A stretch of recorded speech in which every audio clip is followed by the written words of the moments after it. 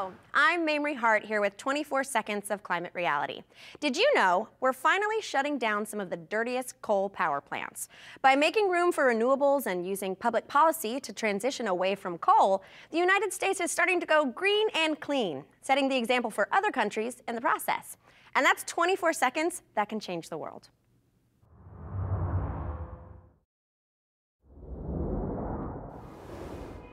What can change in a day? A solar array can power a community.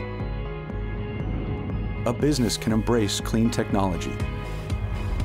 A nation can vote to reduce carbon pollution. Around the world, every day, people are taking action to fight climate change, enacting real solutions, and already seeing the benefits. Join us as we travel on a journey of progress around the world, exploring the path toward a better, cleaner future for all of us, and how you can help create it. What can change in a day? Our future. This is 24 Hours of Reality. 24 Reasons for Hope.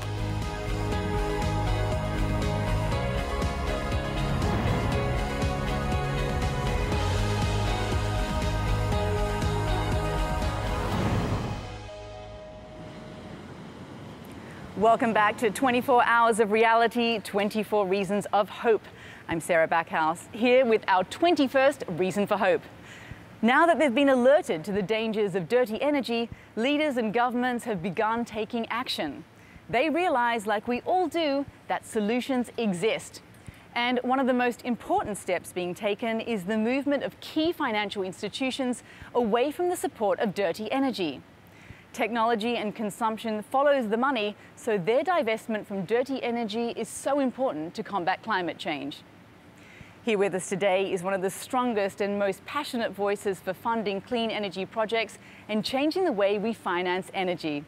Please welcome Al Gore. Thank you very much, and what an exciting hour we have for you. I'm certainly looking forward to it, and I'm very glad to begin by giving the 21st Reason for Hope. The financial industry is now playing a critical role on the path toward a sustainable future. Its role is twofold. First of all, they are betting big on a clean energy future, and they know that clean energy is the wave of the future. Second, many of them are getting out of dirty fossil fuels because they understand that carbon-intensive energy sources like coal and oil represent bad bets for their bottom line. So let's look at the facts. This reason for hope comes because key financial institutions are realizing that dirty energy is indeed a bad investment. Now, full disclosure, I co-founded with my partner David Blood a firm called Generation Investment Management, in which I serve as chair. So I am involved in this business and have been a vocal advocate warning people, along with my partner David Blood, about the coming carbon asset bubble. But we are far from the only ones. Let me give you the facts. This circle represents all of the carbon fuel that the world has burned since the beginning of the oil and coal age. First oil well wasn't really, the first oil wasn't discovered until the first oil well was drilled in the 1850s in Pennsylvania, and it joined with coal, and that was really the beginning of the carbon fuel age. If you look at how much of that total has been burned just in the last 14 years, it's represented by that small circle. Now, here's the reason I'm putting those two circles up here. I'm going to put two more circles. This one represents all of the fossil fuel reserves, oil and coal and gas, that have already been discovered. They're proven, as they say in the industry, and it is a good bit more remaining to be burned, they think, compared to what the total is that's been burned over the last 100 160 years. Now, this small bubble in the middle is the amount that can be burned if we in the world are to have a 50-50 chance of remaining under the danger level of a 2°C increase in global temperatures. Now, that 2-degree increase is already a political compromise. It's not really a scientific level, but it is a level that's so high that virtually all scientists would say any increase in temperature above 2 degrees is likely to be extremely catastrophic. But bear in mind, with only 1 degree, we're seeing the melting of the North Polar ice cap and these stronger storms and all the parade of horribles that people know about. So let's assume for the moment that we as a civilization come to our senses and decide, okay, the very most we can burn of the remaining carbon fuel is this much. And in the last 14 years, we burned this much. So what about the rest of it? That's been labeled the unburnable carbon. Well, the oil and coal companies carry this asset on their books at full value. And the investment community has treated it as if it's all going to be burned. It cannot be burned.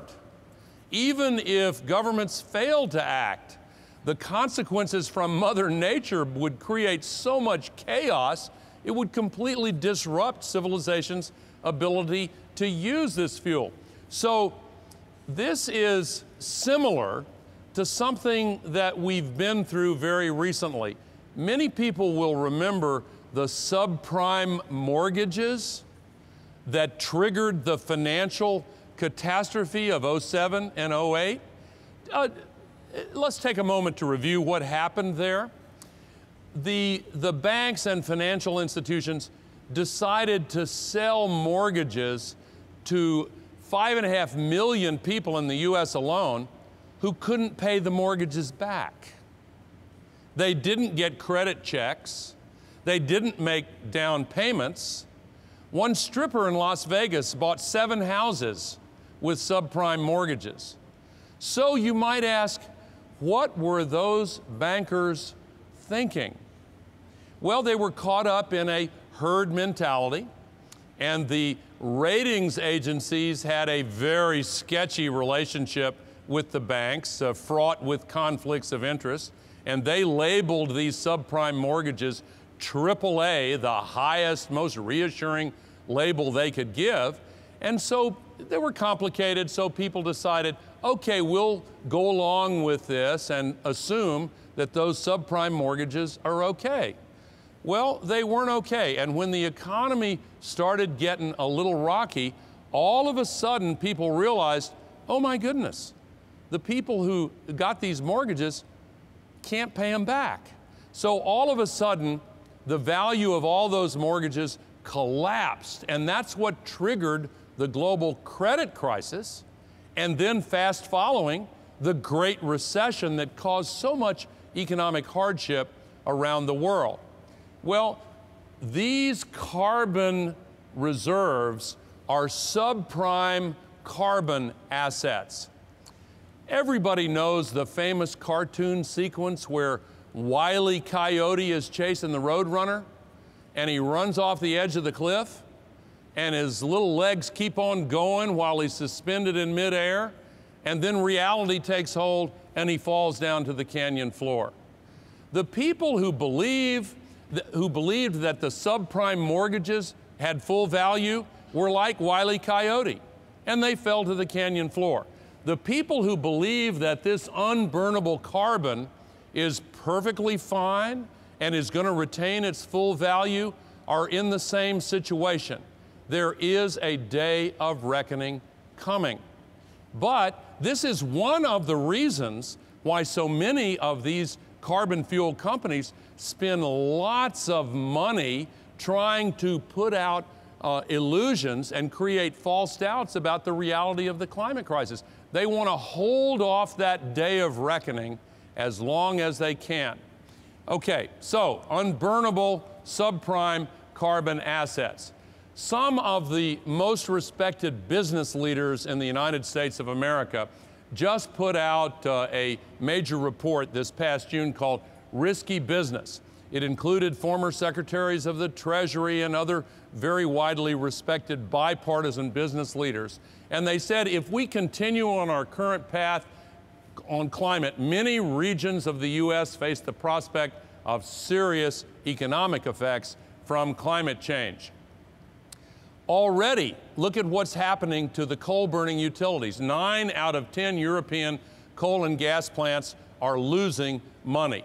This is already beginning to happen. Last year, the top 20 utilities throughout Europe lost half of their value since 2008.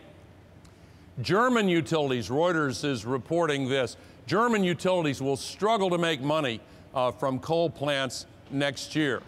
This is already causing a major revolution. In 2010, for the first time in history, the global investments in renewables exceeded global investments in fossil fuel plants and assets. Now, it reversed with the discovery of shale oil, but this year it's coming back to that pattern. Bloomberg New Energy Finance says the full year figures for this year will show a clear rebound in those robust investment figures for renewable energy.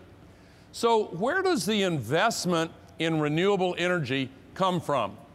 Most of it comes from the private sector, 62%. Only 38% from the public sector.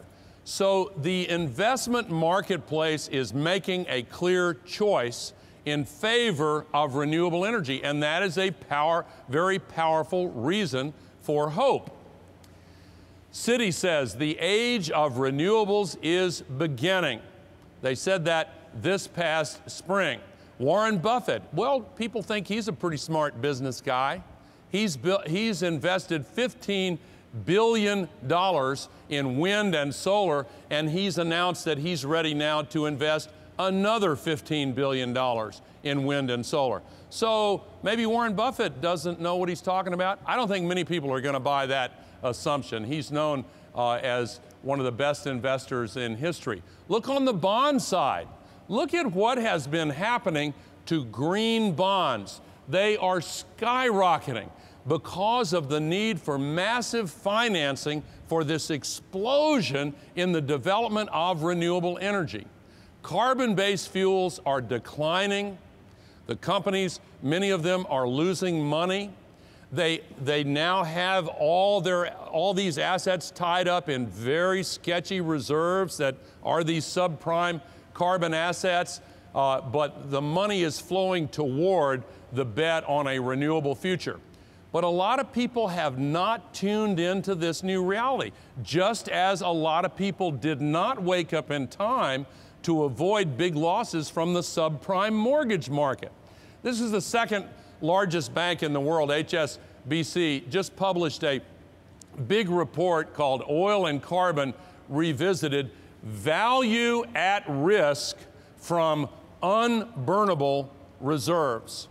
One of their conclusions in this massive report is that investors have yet to price in,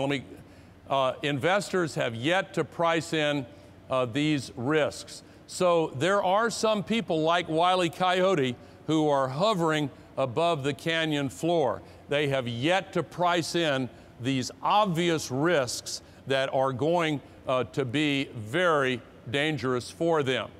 So Stanford University just announced that it will divest its coal assets. Not all carbon-based fuels, but there is a robust dialogue about the others as well. It joins 12 other colleges and 29 cities in divesting from these kinds of assets. Union Theological Seminary, we heard about them in one of the hours last night. They just this year divested their entire endowment from any fossil fuels. The University of Sydney in Australia has banned all new investments in coal. This is a global movement, and the Global Investor Coalition on Climate Change is one of the many organizations advocating a price on carbon in order to reduce emissions and the costs associated with carbon emissions. In the long term, going back to this massive and outstanding report released yesterday by the United Nations, if climate change is not tackled, economic growth itself is at risk. The fight against poverty, the fight to create more jobs, the fight to solve the climate crisis, it's all the same battle. It is all linked together. So why does it matter what the investment marketplace thinks? Well, it matters because they will decide where money is to be allocated. And it is a good indicator of what people who spend their lives trying to understand the future as best they can in fine-grained detail believe is more likely than not to happen. And the fact that the investor community is moving very powerfully toward renewable energy and expressing more and more reservations and queasiness about continuing to bet on risky carbon assets says a great deal about what they think about the future of the global marketplace and the future of our civilization. We don't need another subprime mortgage catastrophe. There are now $21 trillion in carbon assets that cannot be burned. $7 trillion held by multinational, publicly traded corporations. Some of them have addressed this issue and have tried to wish it away. But the smarter investors, in my opinion, are beginning to progressively withdraw their investments from these dirty, dangerous, and risky carbon-based investments. This is a major development. And of all the 24 reasons for hope that we will solve the climate crisis and we will navigate this transition to renewables, the fact that the investment marketplace is moving so powerfully is definitely the 21st reason for hope. When Al explains it like that, it's easy to see how we can transform our energy economy and get off dirty sources of power. Over the course of the day, we're learning that there's a lot to be hopeful about. But the fact is, there's still a lot of work to do. When all of us act together, we will make real change. Tens of thousands of people have already taken the pledge to dedicate a day of action in the year to come. Right now, we're asking you to join them. So while you watch, pledge a day of climate action, whether it's voting, marching, or speaking out in your community. What can change in a day? Well, with millions standing up together, what can't? Go to 24hoursofreality.org to dedicate a day to climate action. Climate change is a big and complex issue, and some would have you believe it's too hard, too costly, or too complex to solve. In fact, we know we can do this. Solutions exist, and people are already seeing the benefits. It's up to all of us to see that this expansion of progress sweeps the globe. That's why we're sharing the good news that we can do this. Carbon dioxide has reached levels not seen in millions of years. Climate change is here and getting worse. Extreme weather has wrought havoc all over the world. It's happening here and now. We are running out of damage by the water. So there's been a lot of news about climate change. A lot of bad news, that is. And for the good news? Right. Well, there hasn't really been any. Until recently. Today we're facing the hard truth of climate change with the stubborn relentlessness of human will. And good news is happening. Right.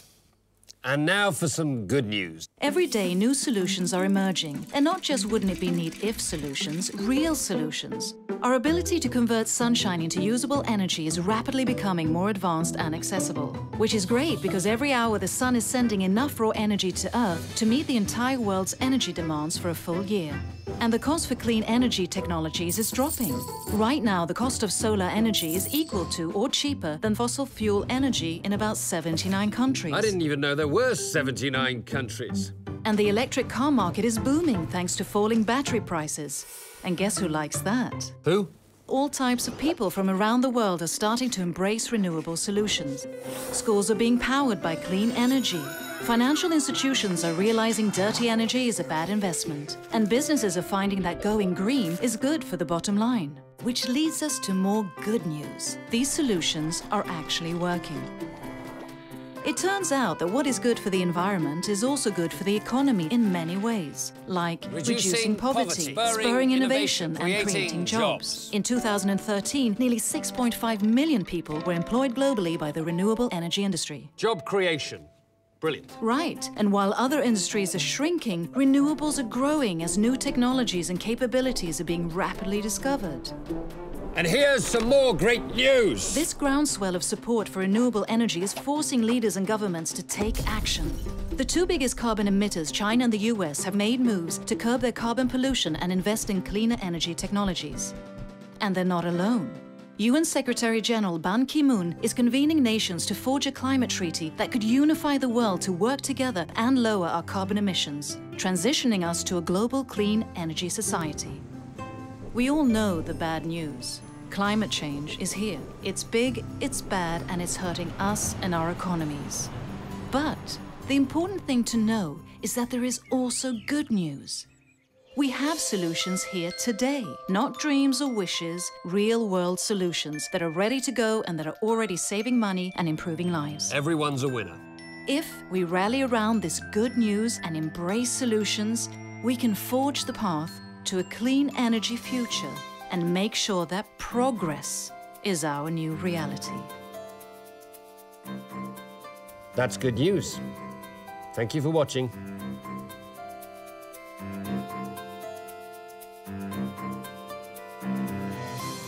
What a change financial backing can make. As the clean energy economy grows, it will continue to reap the benefits of scale and the returns will increase. It's incredible to think that clean energy isn't just good for the planet, our health and our economies, it can make money too. Now, to lend a unique perspective on the issue of green finance, we're joined by the President of the World Bank and crucial backer of climate initiatives, Dr. Jim Kim, and MSNBC's primetime host, Chris Hayes, for an exclusive one-on-one interview. All right. President Kim, let's start with how central you view climate as an issue in your role as head of the World Bank. You know, Chris, I'm the first president of the World Bank trained in the sciences, and the first thing I did when I came here was just ask really basic questions about where we are in terms of climate change. And what I learned was very shocking to me. What I also learned is that the worst effects of climate change, the increase in intensity and frequency, for example, of extreme weather events, are going to have its greatest impact on the poor. I have been working on projects to improve the lives, access to healthcare, education, well-being of people in the poorest countries for most of my adult life. And what I learned was not only is this bad for the planet, not only is it bad for everybody, but it's going to be especially devastating for the poorest people. We will never achieve our goal of ending extreme poverty unless we tackle climate change. So explain the connection between those two. Why is it the case that the projections for a warmer planet and more extreme weather are going to hit the poorest people on Earth the hardest? Well, you know, one of the things that we've seen is that a huge impact of climate change is going to be on the availability of water, on rainfall. And so, for example, in Africa, an area where countries are constantly facing the threat of famine, 40% of the currently arable land will be lost.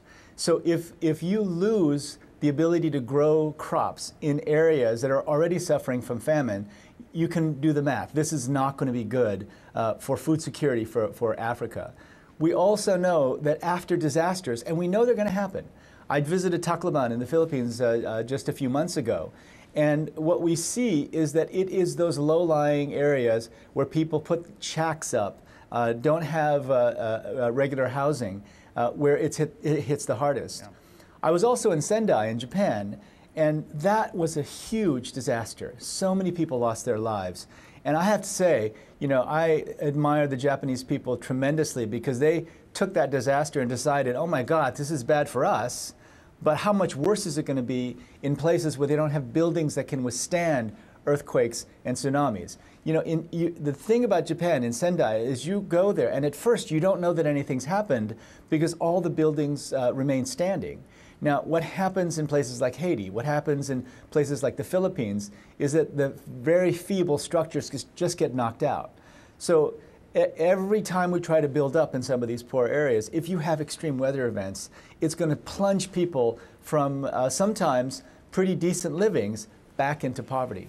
There's also an interesting angle to this that I think is of particular relevance now as the world sort of pays attention to the growing Ebola virus in West Africa, and particularly your background in global public health and Partners in Health, which is that, you know, we think about tropical diseases, right? We know that certain kinds of diseases flourish in warmer environments, and the band of places in which those diseases might flourish is simply going to increase as the temperature warms, right?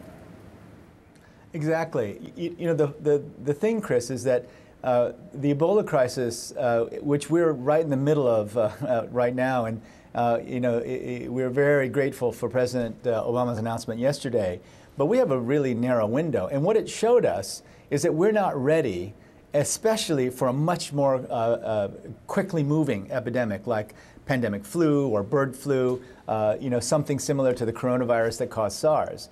Now, what we also know is that climate change is changing habitats fundamentally, and this particular outbreak of Ebola was a result of an interaction between animals and humans, bats, for example, that carried the virus. And so if you're changing habitats all the time, we actually don't know. The ability to predict where these epidemics are going to break out is going to be much more difficult. So let's talk about, so we've talked a little bit about the disproportionate effects that the global south, the developing world, will see from a warming planet. Let's talk about the other side, the investment and energy side. One of the things you'll sometimes hear, and I've seen this from people who have responded to things I've written, is you American liberals with your green energy thing, that's basically a kind of first world affectation. People that are in the global south, people that are living on $2 a day, they just need to burn fossil fuel, and this is a kind of luxury. Worrying about this is essentially a luxury. What does the energy profile in the poorest parts of the world look like, and what does it have to look like so that we get on a trajectory to where we can have a sustainable future? Well, it's a great question, Chris. And so if you start off with just the most basic numbers, you know, over 7 billion people in the world, 1.2 billion still don't have access to electricity, for example. And so if you provided all of those people with electricity using traditional methods, that would only increase the output of carbon into the air by less than 1%. Now, our role, though, is to not increase access to electricity through traditional channels. We're very focused on making renewable energy affordable. You know, last year we spent $9 billion on energy, and only 1.7% of that $9 billion that we spent on energy went for traditional fossil fuels. We've got to look at every option possible to provide energy to the poor. You know, I've described the situation in Africa as one of energy apartheid. There's only 80 gigawatts of installed capacity in all of sub-Saharan Africa, which is about the same as in Italy. So, you know, we cannot expect that the African countries would be able to, for example, respond to Ebola if they don't have electricity for clinics, if they don't have electricity to drive very fundamental medical equipment that can detect the virus. I mean, you've got to be serious. We've got to be serious about ensuring that all the 1.2 billion people have access to electricity. Now, if we were not creative about it and did it with traditional fossil fuels, it would raise CO2 levels minimally. The really exciting thing is we can both provide access to energy and do it with renewable sources. You know, whether we like it or not, we've got to start looking at technologies like hydropower. You know, we've gotten better at being able to put in hydropower facilities. And even though there are many in the world who are against hydropower fundamentally, you've got to look at comparing what it would cost you in terms of climate change to provide the same amount of energy with coal-burning power plants versus putting in hydro. And we're looking at it right now, and frankly, hydro looks pretty good. That's interesting. So my understanding is that in basically the developed world, every place you could put in hydro has hydro in it, right? There's no more fruit to take off that tree, as it were. There's a lot of opportunity for that in the developing world. What is the kind of debate, discussion, controversy around that? Well, I mean, there are a lot of people who are very concerned about the conservation of nature. There are a lot of people who fundamentally want to protect rivers. And, I admire their work. I think it's great. But the arguments usually are around, well, you're going to destroy habitats, well, you're going to destroy, by flooding lands, you're going to release methane gas. But let's just look at one project. And, this hasn't started yet. The river is one of the greatest potential sources of hydroelectric power in the world. Probably the greatest source. And there is a potential for generating hydroelectric power that would provide 40 gigawatts. Remember, I just told you that all of sub-Saharan Africa has 80. So this would increase the access to electricity by 50% for that country. And if you did the equivalent in coal-powered electricity generation, compared to the hydro, you'd take out billions of tons of carbon dioxide every year by having hydro. Now, here's the issue. If you compare the carbon you take out of the air by preventing coal-powered electricity with the methane and other gases released from flooding lands, at the end of the day, the calculation, there's no comparison. Now, I don't think we're going to convince the people who want to preserve rivers. I don't think we're going to convince the people whose first priority is the conservation of nature that hydroelectric power is a good thing to do. But from my perspective, Chris, I have the African heads of state every year, every 6 months really, coming to me and saying, what are you doing? How do you expect us to fight Ebola, grow our economies, create jobs, provide education, and allow students to study at night because they have light? How do you expect us to do that if we're living under this situation of what we've called energy apartheid? Let's talk a little bit about renewables like solar, particularly in these places. There's a group called Solar Electric Light Foundation, or Solar Electric Light Fund, that I've spent some time reporting on. They've actually partnered with Partners in Health, where we used to be, doing distributed solar in places like Haiti. How scalable is that? How much is going on in the space of distributed solar in very poor and or remote parts of the world? I've been very impressed. First of all, the price of PV, the photovoltaics, has gone down tremendously, and it's reached what's called grid parity. In other words, the cost has gone down so that it's not more expensive than getting electricity off the grid. So I have seen it work extremely well. We've supported a company in India, and they've been able to deliver through solar-powered mini and microgrids, energy for about 15 cents a kilowatt hour. And at 15 cents a kilowatt hour, this company is making money. Moreover, they're using technology from First Solar in Ohio in the United States. So American technology that's shipped over to India. An Indian company then packages it in a way that provides these micro and mini grids in Indian villages at 15 cents a kilowatt hour, and they're making money. So, not only is it possible to do by organizations like Partners in Health, but you can make money out of it. So I think we're just getting to the point now where it's a very reasonable proposition that many of these villages can be supplied in this way. But let me make another point. Right now, there's still, solar and wind is still intermittent power. It's not the kind of steady base load that you need to develop an industry. You cannot tell countries in Africa, for example, the poorest countries in the world, that while the rich countries are burning coal, while the rich countries are using every means possible, including hydro, you folks are going to have to deal with just intermittent power. There is never a country in the world that's developed with just intermittent power. So we have to do both things. We have to really scale up access to solar micro and mini grids. This is a great area of work, but we also have to make sure that the base load's there. Well, you now run what is a financial institution. It's a bank. It's called the World Bank. And there's a lot of interesting things happening around financial investment, particularly around the idea of what's called stranded assets. Stranded assets is a term for all of the fossil fuel, the known and proven reserves that is on the books of either national oil companies or private publicly traded companies that can't be burned if we're going to essentially stay under a catastrophic level or a risk of catastrophe. How real do you think that is in the minds of investors? How real do you see that in your role as running such a large financial institution? Well, you know, they're not stranded yet, because if you look at the company valuations, you know, the assets that they have in the ground are still being considered as part of the value of the particular company.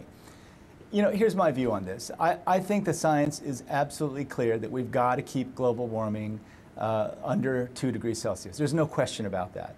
Now, there are lots and lots of different ways to get there. We've actually been working with some petroleum companies thinking about ways of getting to the 2 degrees Celsius or keeping us underneath that level. So I think that there are a lot of different things happening right now that could shift the curve in a positive way. And so the positive things that are happening, Chris, I think are the following. One, I think there's a much clearer understanding of the role of a price on carbon. You know, we'll be talking a lot about it at the Climate Summit in New York City.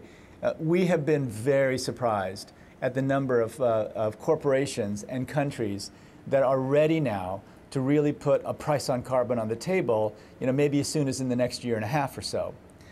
You know, that's what we've really got to focus on, price on carbon.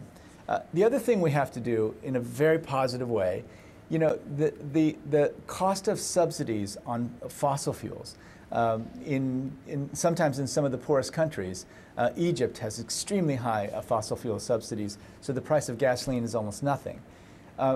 The cost to governments of fossil fuel subsidies is so much higher, so many times higher than what they invest in subsidies for renewable energy. If we can shift those subsidies from fossil fuels to renewable energy, for example, we can make a huge, huge impact. You know, the market will determine what happens and whether it decides that these in fact are stranded assets or not. Another positive thing, though, that I'm seeing is the explosion in interest in green bonds. You know, a few years ago, these were just you know, very small and scattered. But you know, we set a target back in Davos this winter to reach $20 billion in green bonds. And I'll make an announcement of where we are, but let me just tell you now, extremely encouraging the level of interest in those green bonds. You just mentioned the climate summit that's going to be happening in New York next week. I imagine you'll be attending that. What are you hoping to see come out of that? Well, you know, I've been working very closely with the Secretary General of the United Nations on this summit. And let me just tell you a few things that make me very optimistic. First, you know, there are now over 125 heads of state that are going to be attending the summit. So this is really significant in and of itself. And every one of these heads of state are coming to make announcements, things that they're doing, things that they're committed to doing in the future. And I think it's going to be a very nice staging ground to prepare us for the Committee of the Parties, the COP21 in Paris in about a year and a half, in which we'll be trying to put together a treaty. I think some of the things that are come out of it, one, I think that we will be making an announcement about carbon pricing, about the number of countries and companies coming together on carbon pricing. I think there's going to be agreement on the preservation of forests, which is very, very important. We're going to make an announcement on just how quickly the green bond market has been growing. And you know, with the involvement of former Mayor Bloomberg and people like Bill Clinton and mayors from around the world, I think we're going to be able to put on the table a very aggressive effort at building cleaner, more sustainable cities, more livable cities. So there will be lots of, we don't quite know what the countries are going to be bringing to the table, but in little bits and pieces that I've heard, I think it's going to be significant dollars in commitment. I think there's going to be a tremendous level of ambition in terms of reducing carbon intensity. And together, having all the 125 heads of state sitting together, just feeling that this is a project that we've got to take on together, that in and of itself will be important. You just mentioned livable cities as part of that, sustainable and livable cities as part of that agenda. And it seems, one of the greatest human migrations in history has taken place just in China of people moving from the countryside to cities. We're seeing that trend of mass urbanization happening across the developing world. And those cities are now going to be the centers for what the kind of emissions profile looks like. How central are cities and urbanization to getting to where we need to be? Well, they account for about 70% of all carbon emissions, so cities are going to be critical. It was a great experience for us. The first time I met the Premier Li Keqiang in China, he had been so encouraged by his work with my predecessor, Bob Zoellick, and the fantastic work that Bob and the team did in putting together a report on China's economic reform, the so-called China 2030 report, that he asked me to undertake the next report, which would be on urbanization. So we literally brought more than 100 of our own specialists together with hundreds of Chinese specialists and put together a report that really describes how they're going to build these cleaner, more livable cities. Something happened last year in 2013. The winter of 2013 was so bad in China in terms of pollution that it really set off alarm bells. And I remember meeting with leading Chinese officials in the G20 meeting in Moscow in February of 2013. And they told me about, and have since announced, an incredibly aggressive strategy for reducing their carbon intensity. And so, we looked at everything from, systems of how you provide health and education services to people who are coming from the rural areas, to building the cleanest, most livable cities. There are parts of Shanghai that have just gone way over, LEED Platinum in terms of their buildings. Yep. I visited areas where they have so sort of climate-proofed their buildings that they're really on the cutting, leading edge of energy efficiency, for example.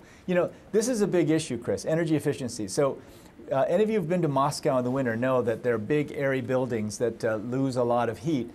We estimate that Russia loses every year through inefficient buildings enough energy to provide all the energy needs of France. So, wow. Part of building cleaner, more livable cities is public transport, of course, use of waterways, providing services. All those things are important. But building buildings that are energy efficient is hugely important. One of the great things is just being more efficient with our use of energy, whether it's hybrid cars, electric cars, or more efficient buildings, can account for 25% of the reductions we need to get to keep at the 2 degrees Celsius level. Dr. Jim Kim, President of the World Bank, great pleasure. Thank you, sir. Thank you so much, Chris. Thank you, Chris and Dr. Kim. It's clear how important applying concepts of sustainability and clean investment into global finance really is, and seeing how active governments and leaders in our key financial institutions have been getting us away from dirty energy. It's really great to see how far we've come. And now for something completely different, let's go onto the streets of this fine city to hear once again from our dashing green man on the street. Let's see where Ian Somerhalder is dashing to now. Hey everyone, it's Ian Somerhalder, your green man on the street. I am in New York City right now, where the United Nations is getting ready to go into General Assembly, where this year there will be a massive focus on the issue of climate change. So I'm here to take a bite out of the green apple, to generally assemble and talk to people about a subject that always renews me: hope.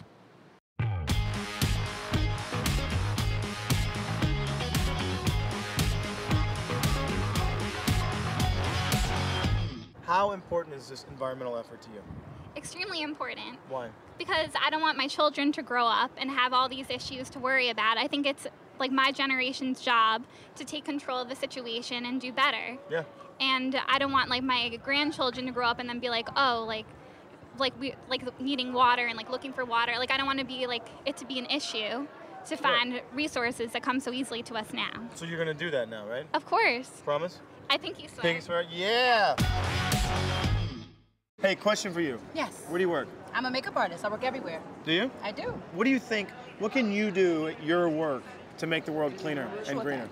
Well, for me, it's really about using less disposables. A lot of times, just for sanitation reasons, I use 1 million mascara wands a day, 1 million lip gloss wands a day. So really using my actual brushes, cleaning off my brushes instead of kind of going for the disposables could really help. So it just takes a little more time, a little more preparation. Absolutely. By the way, we're talking about all this stuff for you, little lady. Absolutely. So we can leave this place better for you. Does that sound cool?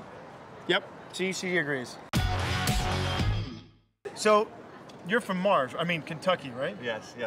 Louisville. Louisville, it's beautiful, beautiful, beautiful country. It's very nice. Question for you. Yeah. Coal. Right. I'm sure you know a lot about it. Yeah. Anything specific? Anything specific? Coal has been, it's been a moneymaker for the state of Kentucky, but it's not been very good for people's health, and it causes a lot of pollution. My stance on coal is that it could be a lot better. I think there are better ways to gather energy, yeah. We've definitely been retiring some coal-fired power plants, and I think a big thing people are saying as well, what all these people they're going to do that work in the coal industry? There's 2 million people in the coal industry, right? Okay. Well, we know that alternative energy can create jobs. Yeah. We know that for a fact. And we can get the same amount of energy from renewables. We know that. That's awesome. Yeah, because that's the big thing. That's why they hold, that's one reason why they keep holding on to it, because the job thing, right? So if you can do that, then that'll calm people down and make people happy. You'll have a lot of families in Kentucky that are great people that depend on it for their livelihood, but would love to have a better way. Every movement has its moment. This is ours.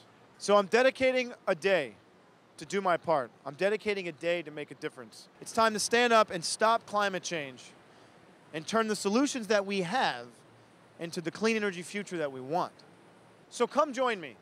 Go to 24hoursofreality.org and help me spread the word by hashtagging the word climate hope.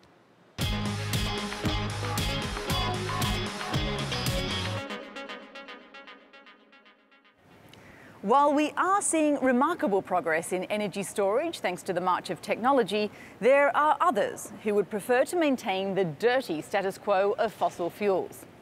The Climate Reality Project has worked with millennial documentary filmmaker Vanessa Black to examine some of the top carbon polluters and key climate deniers in the United States and learn how they are working to stall action on climate change. In this episode of the series Youth Fuel, she travels to Arlington, Virginia, to peek behind the curtain of one organization that's on a mission to oppose any regulation that would work to put the brakes on carbon pollution.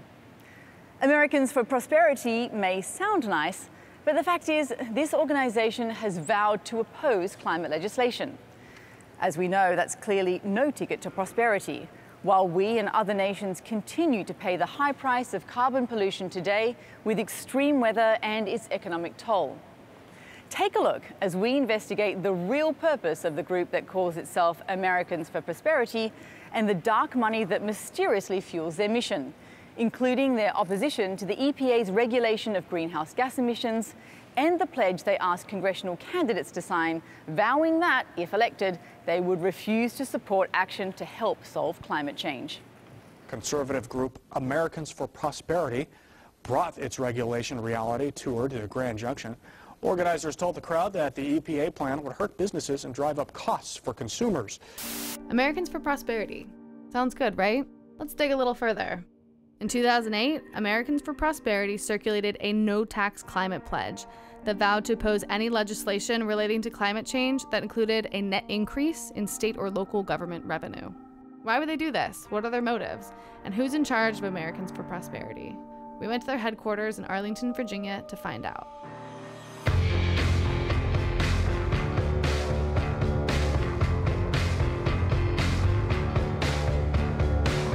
I'm Vanessa Black. I'm a filmmaker and an activist, and I'm traveling around America to find out more about our biggest polluters and climate change deniers.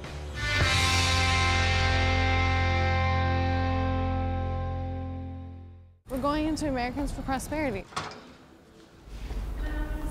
For Americans for Prosperity? It's not? Oh, why don't they list it? I'm not sure. That's interesting. We've heard a term thrown around called dark money, but what does that mean? Dark money is money spent by corporations, other donors who remain anonymous. We asked Kurt Davies from Climate Investigation Center about the purpose of Americans for Prosperity and who's behind the organization. Americans for Prosperity is an organization founded by the Koch brothers. According to an August 2010 article called Covert Operations by the New Yorker magazine, Americans for Prosperity was started in 2004 by David Koch. And according to a study released in 2010 by Amherst Political Economy Research Institute, Koch Industries ranks 13 on toxic 100 air polluters in the U.S. index, and ExxonMobil comes in at number 4. It is a political organization aimed at blocking federal regulation. Americans for Prosperity are an organization that wants to have a public face, except the face that they want to show to the public is not their real face. The face that they want to show is that they are a grassroots, almost citizen-led organization that exists in order to try and help the ordinary frustrations of Americans become known. Now, that's not true. The reality is that they are an organization that are funded and very closely controlled by the Koch brothers that work to advance issues that actually benefit the Koch brothers financially. It gives them a way to do grassroots, or we would call it AstroTurf campaigning. They go state to state. They can get out in public and be a public face on the campaign. The Supreme Court gave the EPA authority to regulate greenhouse gases under the Clean Air Act. Americans for Prosperity, they thought that was the end of the world. I'm Tim Phillips, president of Americans for Prosperity. We're here in Billings, Montana, on leg 3 of our hot air tour. I hear you're a local agitator, Eric, on our free market issues. Is that right? Absolutely. They went around the country trying to scare people, frankly, into thinking that the EPA was this new draconian bureaucracy that was going to impact their lives. The ads are super emotional. My husband has been a coal miner since 1994. In the past 6 years, my husband has been laid off 3 times. The war on coal is a war on working class families. And many of their ads are about how your own life will be impacted. You will be forced to do something you don't want to do.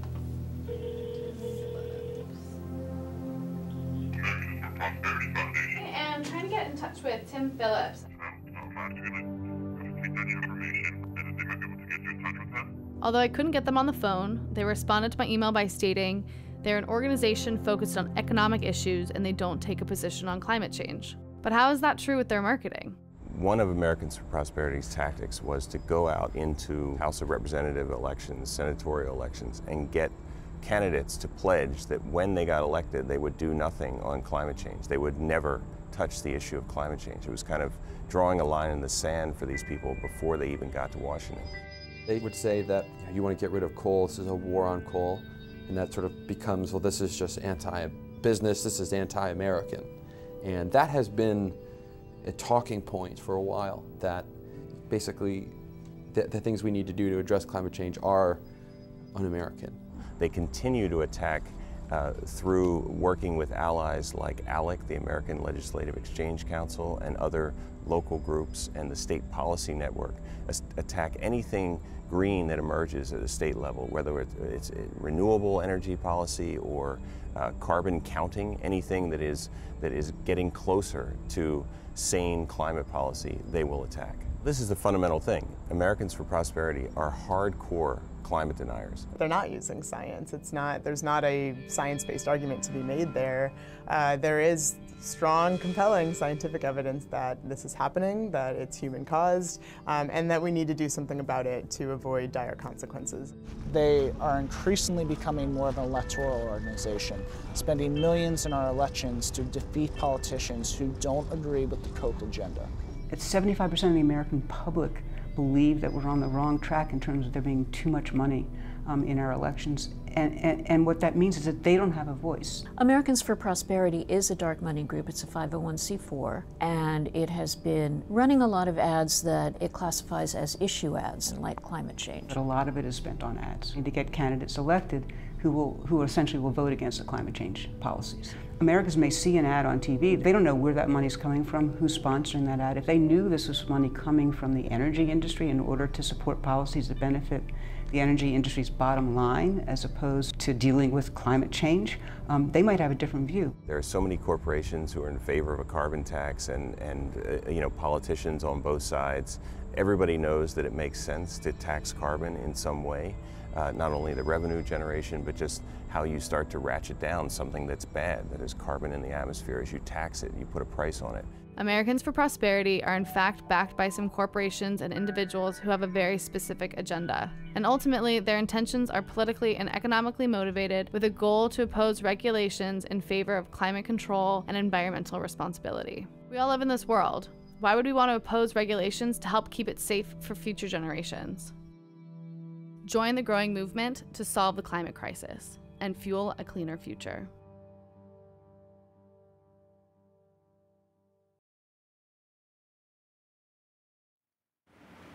There's much more to come on 24 Hours of Reality, including another of former Vice President and Climate Reality Project founder Al Gore's reasons to have hope.